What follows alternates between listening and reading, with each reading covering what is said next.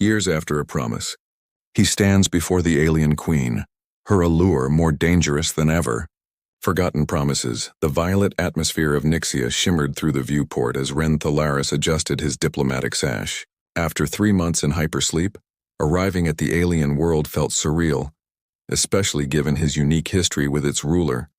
"Ambassador, we're approaching the capital," his assistant Mira said, offering a data tablet.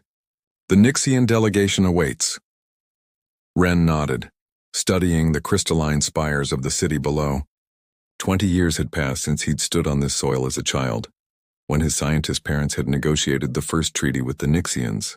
Few knew of the ceremonial promise made then, that he would one day return to consider a union with the young Princess Elysia.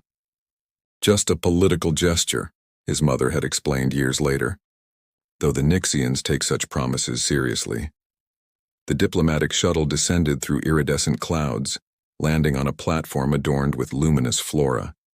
A delegation of tall, elegant Nixians waited, their skin varying shades of violet and lavender, their movements graceful and precise. "Welcome, Ambassador Thalaris," said Advisor Thorin, the tallest among them.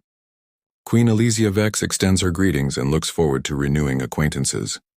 Ren felt a flutter of nervousness. "The honor is mine. It's been many years." As they journeyed through the capital, memories flickered in Ren's mind, playing in these very gardens with a shy violet girl, her laughter like chiming crystals. They had been children unaware of the diplomatic weight placed upon their friendship. The palace interior stunned him with its beauty, walls of translucent crystal that caught and refracted light in hypnotic patterns. Ren was led to his quarters to refresh before the formal presentation. "The Queen has arranged a private audience before tonight's reception," Thoran explained. "She remembers your childhood connection fondly." Alone in his chamber, Ren changed into formal attire, wondering if Elysia truly remembered him or merely observed diplomatic courtesy. The childhood promise felt like a dream now. Surely she had suitors from among her own kind. When guards escorted him to the throne room, Ren's diplomatic training barely contained his awe. The vast chamber's ceiling opened to the twin moons of Nixia, bathing everything in ethereal light. And there she was. Queen Elysia Vex rose from her crystalline throne, her presence commanding the room.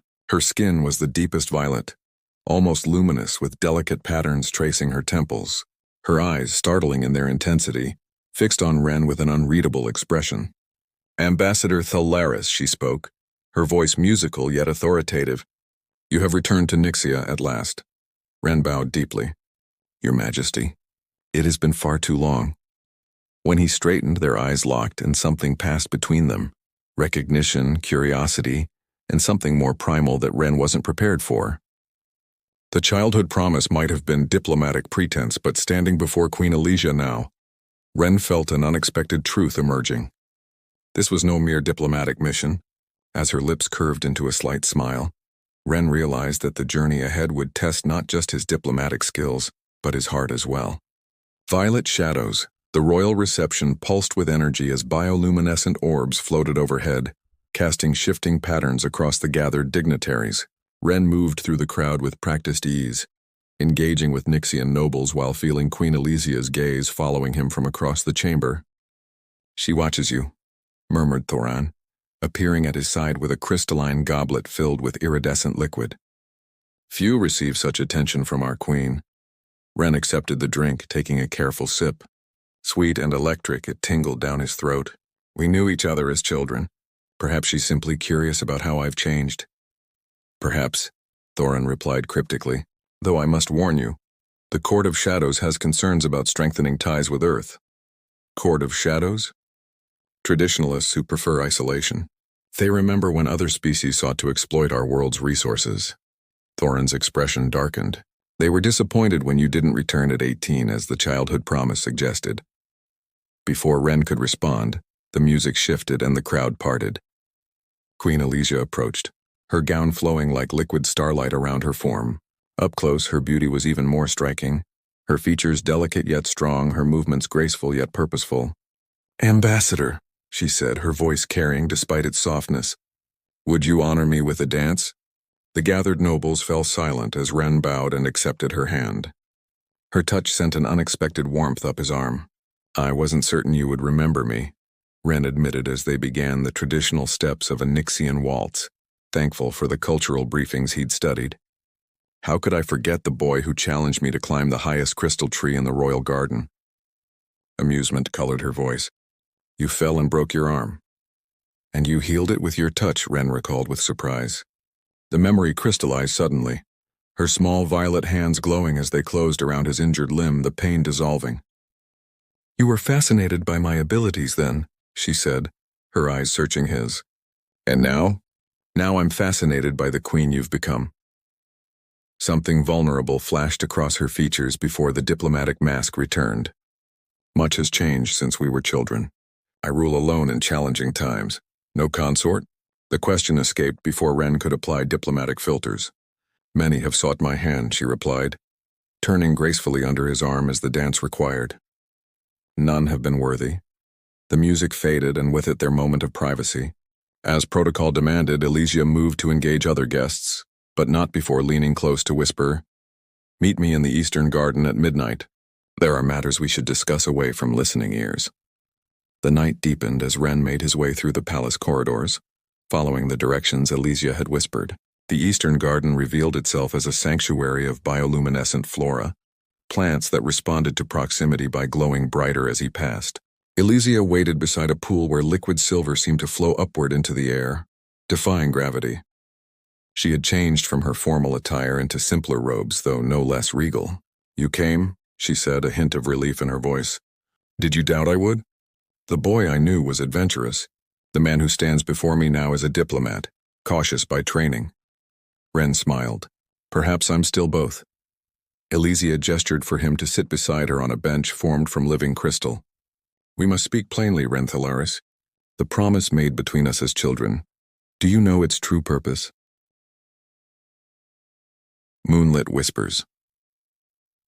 Our parents called it a symbolic gesture of goodwill between worlds, Ren replied, watching moonlight dance across Elysia's features.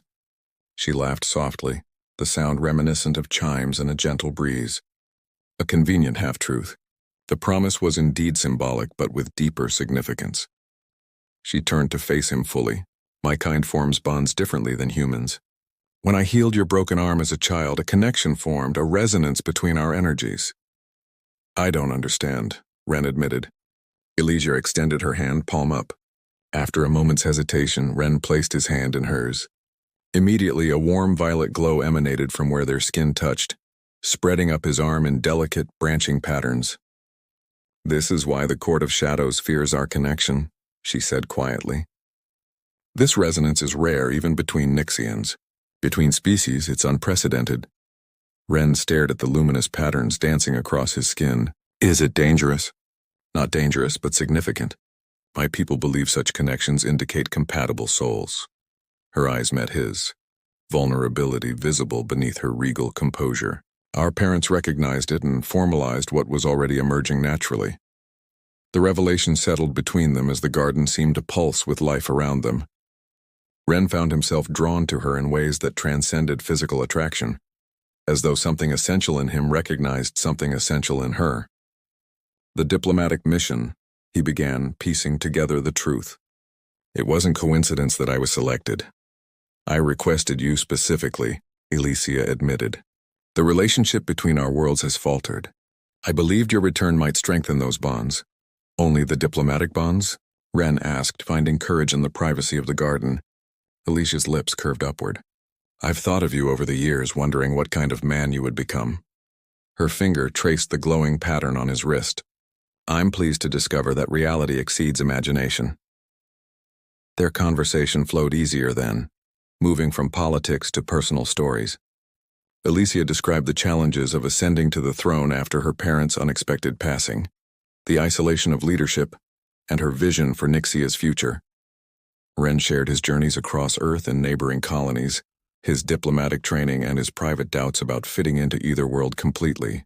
As twin moons reached their apex, casting silver-violet light across the garden, their conversation led to shared laughter over childhood memories and quieter moments of connection that transcended their different species.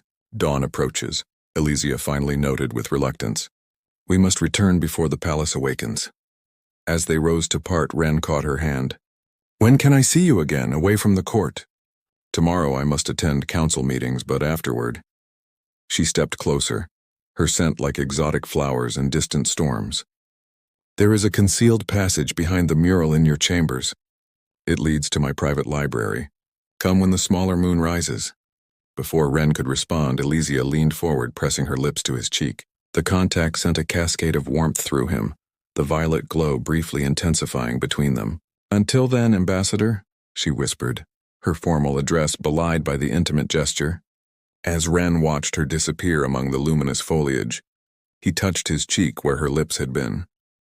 Whatever diplomatic complications lay ahead, he knew with certainty that his return to Nixia had irrevocably changed his path, and perhaps the future of both their worlds.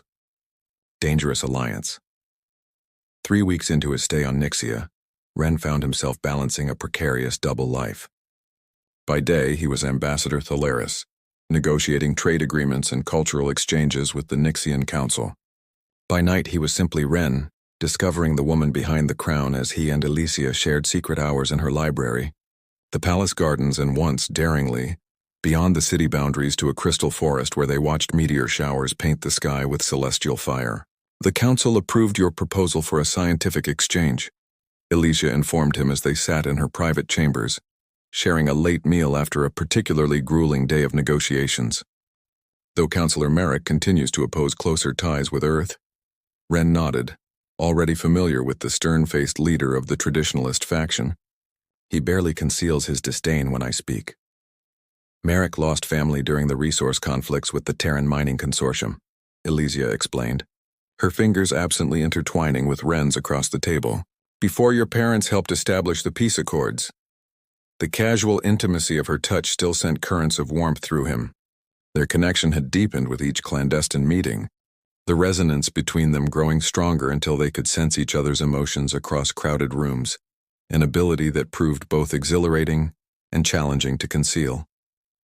"What troubles you?" Elysia asked, sensitive to the shift in his mood. "Your thoughts feel turbulent?" Ren hesitated before meeting her gaze. "My official mission ends in 2 weeks. Earth expects my return." The words hung heavy between them. Elysia withdrew her hand, her expression carefully composed, though Ren could feel her distress pulsing through their bond. "I see," she said quietly. "And what does Ren Thalaris expect?" Before he could answer, an urgent knocking interrupted them. Elysia's security chief, Lyra, entered, her usual stoic demeanor fractured by evident concern. "Forgive the intrusion, Majesty, but we've intercepted communications between Councillor Merrick and off-world mercenaries," Lyra reported. "They plan to sabotage tomorrow's treaty signing. There's evidence they intend to—" She hesitated, glancing at Ren. "Eliminate the human ambassador to prevent the alliance." "An assassination?" Ren asked, diplomatic composure momentarily abandoned. "Worse," Elysia said, rising swiftly. "If you were killed while under Nixian protection, it would trigger diplomatic crisis, possibly war." Her eyes narrowed. "Exactly what Merrick wants." "We've increased security, but I recommend postponing the signing," Lyra suggested. "No," Elysia and Ren said simultaneously. "Postponement shows weakness," Elysia continued. "We proceed as planned, but with countermeasures." Through the night, they developed a strategy. By morning, when Ren entered the grand hall for the treaty signing, he moved with renewed purpose. The ceremony began with traditional Nixian blessings, but as Councillor Merrick approached the dais, Ren felt Elysia's warning through their bond seconds before the attack began. Concealed weapons emerged among supposed servants. The lights failed, plunging the hall into darkness. Ren reacted instinctively, pulling Elysia behind a pillar as energy blasts seared the air where they'd stood. "Stay down," he urged, but Elysia was already moving, her hands glowing with violet energy. What followed tested every skill Ren had acquired through diplomatic security training. Back to back with Elysia, they defended themselves as Lyra, and loyal guards neutralized the attackers. When a mercenary targeted Elysia from a balcony, Ren shoved her aside, taking a glancing blow across his shoulder. The pain was searing, but through their bond, Ren felt something unexpected. Elysia's fierce protective rage flowing into him, lending him strength. Together they turned the tide until the would-be assassins were captured or subdued. In the aftermath, as medics treated the injured, Elysia knelt beside Ren, her hands glowing as she healed his wound. The assembled council watched in astonishment as the resonance between them manifested visibly, violet light entwining with threads of golden energy from Ren himself, a phenomenon none had witnessed before. "The human protected our queen," someone murmured. "The resonance bond, it's genuine," another whispered. Counselor Marek, restrained and disarmed, stared in disbelief. "Impossible." Elysia stood, addressing her people with regal authority despite the chaos. "What you witness is no deception. The childhood promise was founded on a truth our ancestors understood, that souls recognize each other beyond the boundaries of worlds."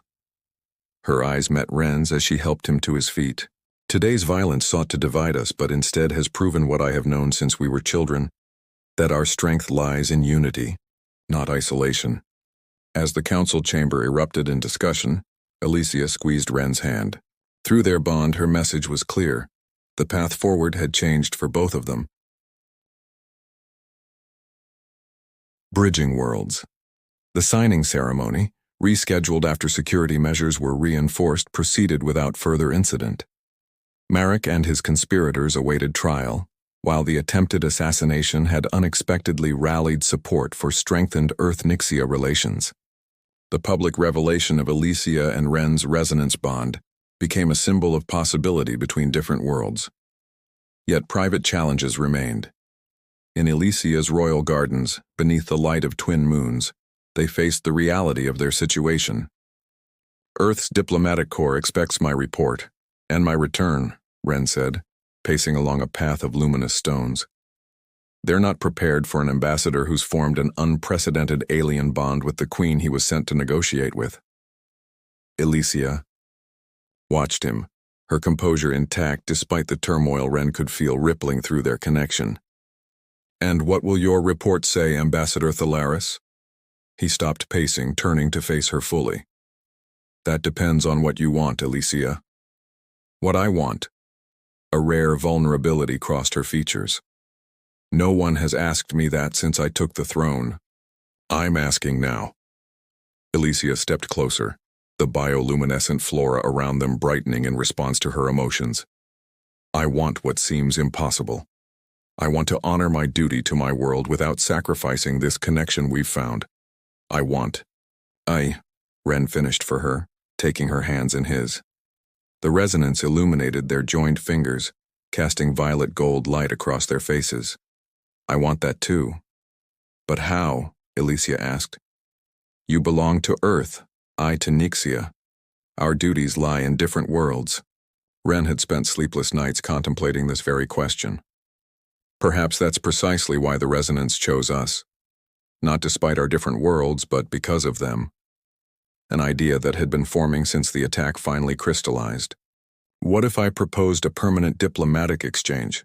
Not just scientific or cultural, but governmental. A human Nixian embassy with permanent representatives from both worlds. With you as Earth's representative? Hope colored Elysia's voice. As Earth's ambassador to Nixia, yes. Ren traced the delicate patterns on her wrist. Stationed here permanently. The council would approve, Elysia said thoughtfully. After recent events, they recognize the value of stronger alliance. But your superiors on Earth. We'll see the diplomatic advantages, Ren assured her, especially when I explain how the resonance bond enhances communication and understanding between our species. Elysia's expression shifted to one he'd come to treasure, her true smile, unguarded and brilliant. A permanent ambassador who happens to have a unique connection with the Queen. A connection that began as a childhood promise and evolved into something neither world anticipated. Ren drew her closer. Something worth building a future around. The following months brought challenges as they navigated the complexities of interspecies diplomacy. Earth officials initially expressed skepticism about Ren's proposal and the nature of the resonance bond, but ultimately recognized the unprecedented opportunity it presented. Construction began on a joint embassy in Nixia's capital, designed to honor both human and Nixian architectural traditions. Scientists from both worlds studied the resonance phenomenon, discovering potential applications in medicine, communication, and energy technology. 1 year after Ren's arrival on Nixia, a ceremony unlike any before it took place in the crystal gardens where they had once played as children. Representatives from Earth and Nixia gathered to witness not just a diplomatic alliance, but a union between Elysia and Ren that honored traditions from both worlds. As they spoke vows beneath arches of interwoven earth flowers and Nixian crystal blooms, the resonance between them pulsed visible for all to witness, violet and gold light dancing across their skin where they touched. The childhood promise has been fulfilled, Advisor Thorin announced to the gathered dignitaries, though in ways wiser than our original intentions. Later, as celebration continued around them, Elysia and Ren slipped away to a quiet balcony overlooking the city and the starlit sky beyond. Ambassador Consort Thalaris, Elysia teased, using his new official title. Are you satisfied with how a diplomatic mission turned into a lifetime appointment? Ren pulled her close, their resonance warm between them. I came seeking an alliance between worlds and found something I never expected. His forehead rested against hers, their energies mingling, a connection that transcends the boundaries of our different origins. And challenges yet to come, Elysia reminded him, ever the pragmatic queen.